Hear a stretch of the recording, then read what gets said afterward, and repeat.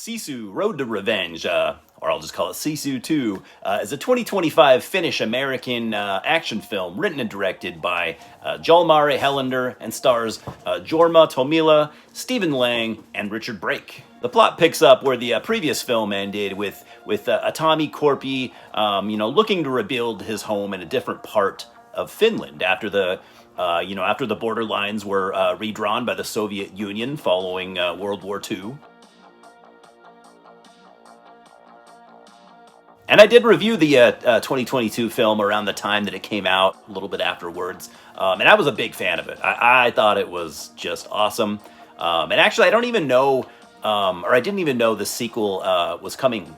I don't think until, I don't know, maybe 6 months ago, or maybe even less. So I think it went pretty much under my radar.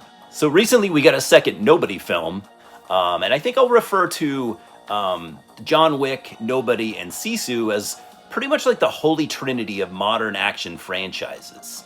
It obviously started with John Wick, kicking off this new style of very violent and highly choreographed films with more of a relatable action hero, I guess you could say. The style was very different from the 80s and 90s. More over the top, kind of knuckle dragging style of action that we all loved. And I suppose you could look at the Jason Bourne movies as kind of like a precursor, of sorts to the franchises that I'm talking about here. Another thing that links all of those movies together, I would say, is that they all have, complex leads. A bit of emotion that made you really, care about the character.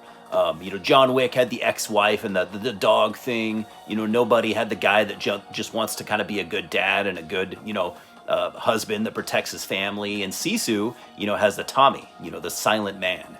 You do learn a little bit more about him this time, and you learn it real early on in the film, because, previously we only knew that he was like basically an ex-Finnish commando. And I said, this about Jorma Tommila in my Sisu review, but I have to say it again. This guy is just such a fantastic actor. The way that he can convey this like heartbreaking emotion with, just his facial expressions is pretty great. And as an American, I appreciate being exposed to like a Finnish actor that I may not have otherwise, ever been aware of, Other than that, this film is just kind of more of the same, but seasoned just differently enough that it's not derivative. It's a logical continuation of the first film in a really cool way. Still has the whole Western vibe and but maybe a little bit less. Maybe even a little bit less on the exploitation vibes as well. But these aren't complaints at all. I've seen people say that this is, as far as the action goes, maybe this film is a little bit more over the top. But I think it's about the same. This is not, the Sisu movies are not the Bourne Identity or whatever. This is highly entertaining and mostly, pretty unrealistic action. That kind of takes you back to the glory days of the 1980s, It also adds the charm of a Tommy being this unkillable legend. And in true 80s, action tradition, you have a good main villain. In fact, you actually kind of get two here. The first film had some really good villains, played by European actors, but the American audience, might be happy to see both Richard Brake and Stephen Lang appear here as the villains. And on that note, I think keeping it to European actors would have probably been best. But, and I mean this, if any American actors are going to do this, these are the two guys that I would want. Big fan of those guys. Richard Brake plays a KGB commander who lost a lot of men at the hand of a Tommy in the war, and Stephen Lang was one of the men that failed to kill him. The setup for his character was great. Kind of goes for that classic war movie trope. Think like Dirty Dozen. So he's basically rotting away in a Siberian prison where he's offered freedom in exchange for killing the man who refuses to die. It's just 89 minutes of him, hunting down a Tommy with Soviet soldiers while he, heads deeper into Finland to try and rebuild his home. And how could I forget? He still has his dog, the dog from the first movie, which is awesome. Very awesome, you know me.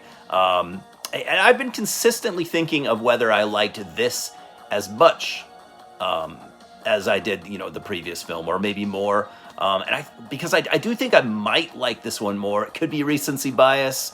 It's so hard to say, man, because they're both so awesome. Like, it's hard to choose a favorite between these two.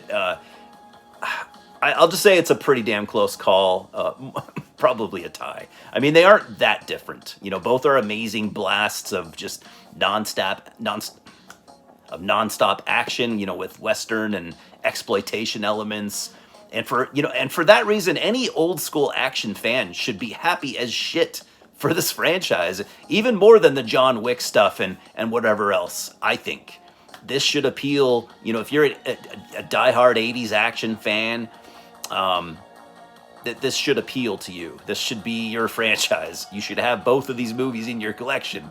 Well, once this one comes out, I guess. But there's also just enough storyline to give it some heart. And that's that, and then that's it. The rest is just pure over the top, bloody, hyper violent action, and I would not have it any other way. So I'm giving Sisu Road to Revenge a 3 out of 4 stars, and yes, I just changed my rating system in honor of the great Roger Ebert. Personally, I like the 1 to 10 system that I've always used, but I'd rather use the system that the greats used. It worked for them. It'll work for me. So anyways, go see Sisu 2. It's awesome. And it's not doing super well right now financially. I believe it's yet to even make its budget back, which is like, what the fuck? I've gotten pretty attached to the character of Atami, and I'd love to see at least a third film. At least. I might need just a touch more variation in the writing this time around if there were to be a third film, but I'm easy to please. I'd say at this point, anyways, it's highly unlikely unless they scaled it back down a bit, budget-wise. So until then, just remember that you cannot kill what refuses to die. Cheers, guys, and I'll see you at the multiplex. Subscribe right now, please.